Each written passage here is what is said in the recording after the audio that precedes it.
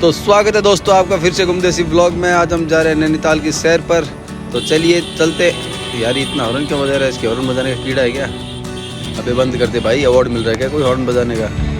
तो दोस्तों जैसा कि मैं आपको बता रहा था, नैनीताल कुमाऊं की पहाड़ियों की तलहटी में बसा एक शानदार शहर है। समुद्र तल से इसकी ऊंचाई लगभग 6358 फुट है।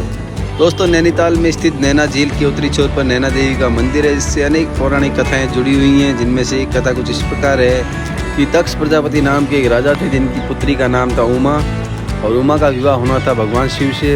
लेकिन दक्ष प्रजापति को शिव बिल्कुल पसंद नहीं थे, परंतु देवताओं की आज्ञा होने के कारण मजबूरन उनको शिव और पार्वती का विवाह करना पड़ा। कुछ समय बाद दक्ष प्रजापति ने अपने यहाँ एक यज्ञ का आयोजन किया, जिसमें सभी देवी देवताओं को निमंत्रण दिया गया, लेकिन अपनी पुत्री उमा और अपने दामाद शिव को निमंत्रण नहीं दिया गया। जब उमा ने अपने पति का निरादर होते हुए देखा तो वह अत्यंत दुखी हो गई और यज्ञ के हवन कुंड में यह कहते हुए कूद पड़ी कि मैं अगले जन्म में भी शिव को ही अपना पति बनाऊंगी।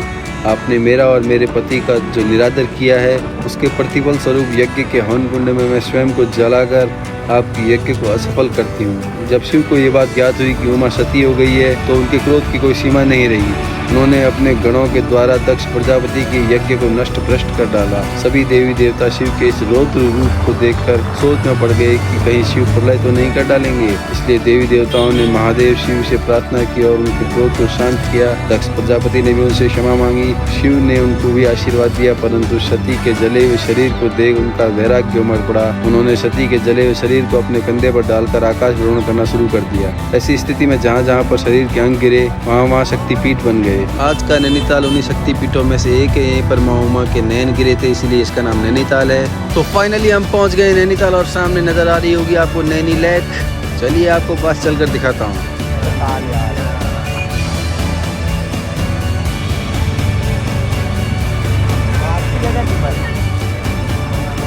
हम करते अपनी बाइक को पार्क, फिर आपको दिखाता हूँ नैनीताल का भव्य दृश्य।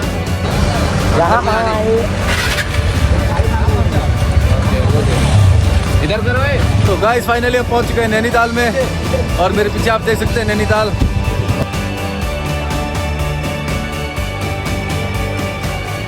तो देख सकते हैं यहाँ से आप नैनीताल की खूबसूरती। और सामने है माल रोड, वहीं पर बने ये होटल, रेस्टोरेंट, घर, और यहाँ चल रही है बोटिंग दोस्तों। इस तरफ माल रोड से होते हम जाएंगे यहाँ के भोटिया मार्केट में। सामने नज़र आ रहा होगा आपको चाइना पीक, यहाँ की सबसे ऊंची चोटी, और उसी तरफ है नैना देवी का मंदिर। तो चलिए हम चलते हैं नैना देवी मंदिर के लिए।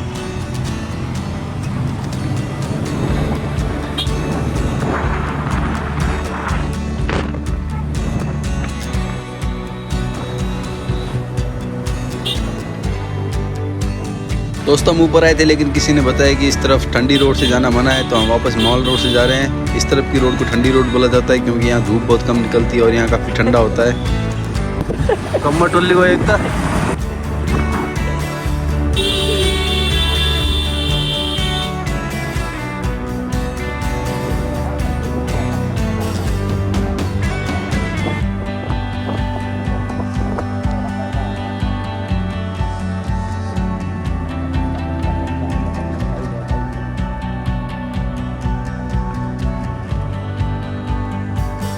यहाँ से आप देख सकते हैं नैनीताल का भव्य दृश्य।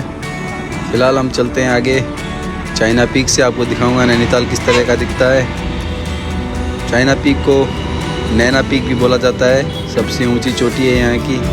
तो चलिए चलते हैं मॉल रोड से होते हुए भोटिया मार्केट, उसके बाद चलेंगे नैना देवी मंदिर, और वहाँ से हम चढ़ेंगे चाइना पीक पर। तो चलिए चलते हैं।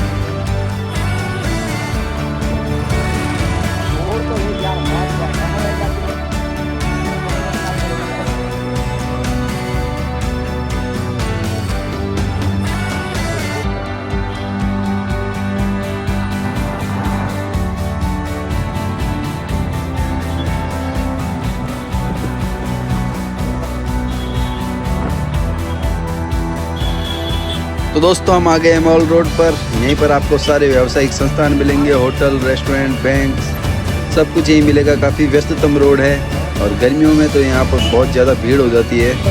तीन बुक पूछन पे इन बुक पूछन है, वो है ये मूर्ति ऊपर।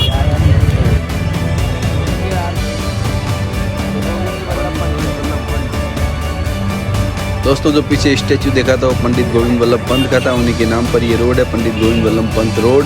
और इस रोड से होते हम जा रहे हैं नैना देवी टेम्पल। तो चलिए चलते हैं।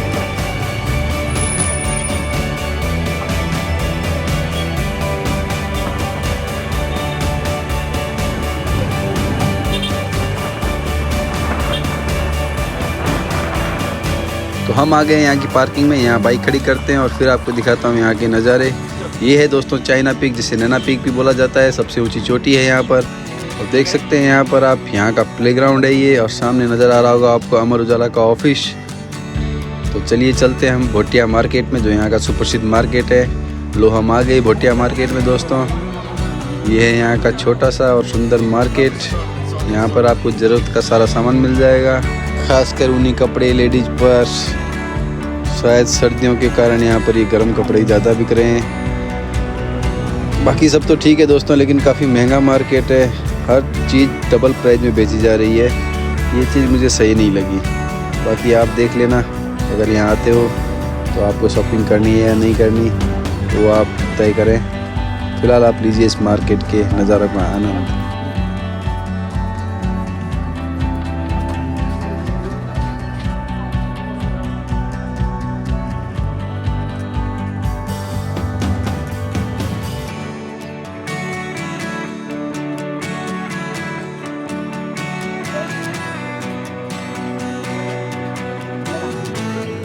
फाइनली आ गए हम दोस्तों माँ नैना देवी के मंदिर में। यही वो मंदिर है जिसकी मैं आपको बात कर रहा था। यहीं पर माँ पार्वती के दोनों नयन गिरे थे, इसीलिए यहाँ नैना देवी मंदिर और इस जिले का नाम नैनीताल रखा गया। तो चलिए चलते हैं और करते हैं मंदिर के दर्शन।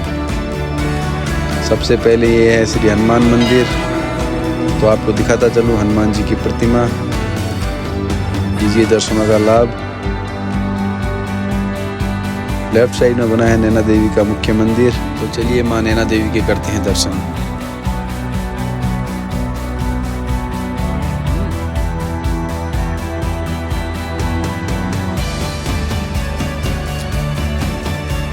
सॉरी गाइज, मैं आपको नैना देवी के दर्शन नहीं करा पाया क्योंकि वहाँ रिकॉर्डिंग अलाउड नहीं थी। तो फिलहाल हम चलते हैं घर की तरफ।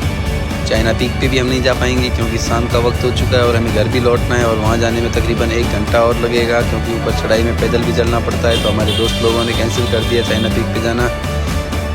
हमको तकरीबन अभी 150 किलोमीटर का सफ़र तय करके जाना है नानक मत्ता में। तो चलिए चलते हैं अपने घर की तरफ और आपको दिखाता हूँ मैं शानदार नज़ारे। तो आप लीजिए शानदार नज़ारों का आनंद और बने रहिए हमारे साथ इस सफ़र में।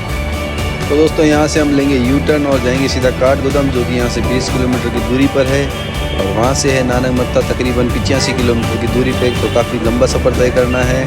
तो ये ले लिया हमने यू टर्न और चलते हैं हम आगे के सफ़र में। सामने नज़र आ रहे होंगे आपको बड़े बड़े पहाड़। अन्य सड़कों की अपेक्षा ये सड़क काफ़ी व्यस्त है, कुछ ज़्यादा ही वाहन आ रहे हैं इस पर। तकरीबन 20 किलोमीटर का सफ़र और तय करना है हमको इन पहाड़ों में। उसके बाद हम पहुँच जाएंगे काठगोदाम, जहाँ पर हो जाते हैं ये पहाड़ ख़त्म और हम सफ़र करेंगे फिर पहाड़ की तलहटी में। तो चलिए चलते हैं।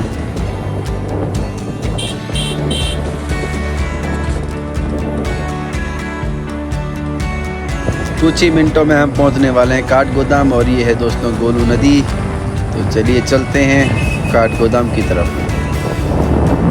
हम आ गए हैं काठगोदाम के व्यस्ततम चौराहे पर, और इसके आगे आएगा गोलू नदी पे बना ब्रिज। उस ब्रिज को क्रॉस करने के बाद हम पहुंच जाएंगे हल्द्वानी से बाहर। तो दोस्तों ये रहा वो ब्रिज जो गोलू नदी पे बना है, और इस तरफ आपको नज़र आ रही होगी गोलू नदी जो पहाड़ों से तलहटी में प्रवेश कर चुकी है। अब हो गए हैं पहाड़ समाप्त और हम पहुंच चुके हैं प्लेन्स में। तो ये था दोस्तों हमारा आज का व्लॉग। कैसा लगा आपको हमारा वीडियो कमेंट सेक्शन में आकर ज़रूर बताएं, और ऐसे ही वीडियो देखने के लिए चैनल को सब्सक्राइब और बेल आइकन दबाना ना भूलें। मैं मिलता हूँ आपको फिर किसी नेक्स्ट व्लॉग में, तब तक के लिए आप लोग रखिए अपना ख्याल। जय हिंद, जय उत्तराखंड।